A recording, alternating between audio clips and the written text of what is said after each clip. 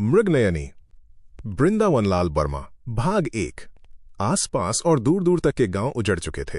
खेती का नाम निशान तक न बचा था। बीच बीच में जंगल भी काट डाला गया था, पर कटे हुए पेड़ों की जड़ों से नई शाखें फूट निकली थीं और भूमि इन शाखों से ढक गई थी। गांव उजड़े और उनके बहुत से निवासी या तो आक्रमणकारियों की तलवार के घाट उतर गए या भूखे प्यासे मर गए।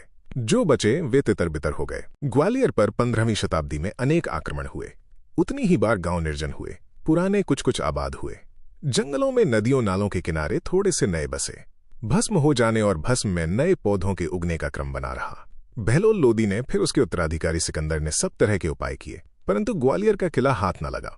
सोचा था राजा मानसिंह युवक है, अनुभवहीन, इसलिए ग्वालियर की ईंट से ईंट बजा दी जाएगी।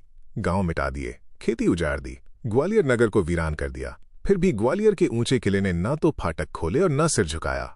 अंत में कुओं में जानवरों की सड़ी गली लाशों को डालकर मानसिंह को, उसके तोमर भाई बंदों और अन्य लड़ने वालों को मन ही मन गालियां देता हुआ सिकंदर कालपी की दिशा से दिल्ली की ओर चला गया, क्योंकि वहां उसके पठान भाई बंदों ने सिर उठा लिया था। सिकंदर लोदी ने अपने दरबारी इतिहास लेखक से, जो अपने उसूलों का कट्टर पाबंद मुल्ला था, लिखवाया।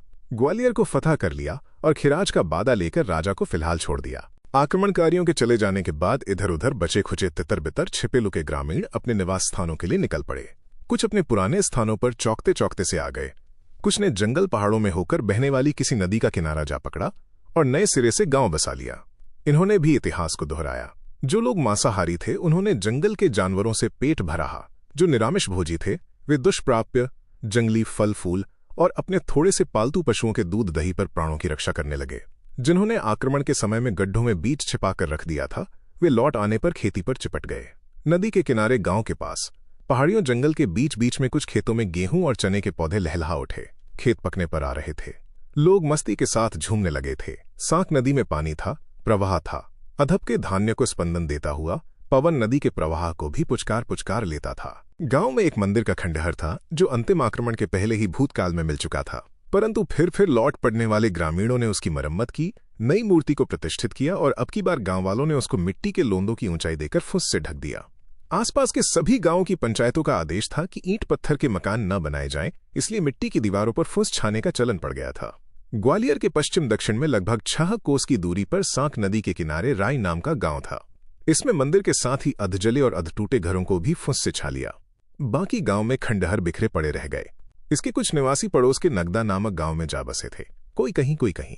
फसल काटकर घर में या गड्ढों में रखने की उतावली थी, परंतु अन्न अभी कहीं कहीं हरा था।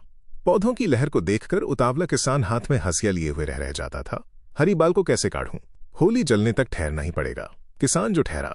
सिकंदर चला गया था।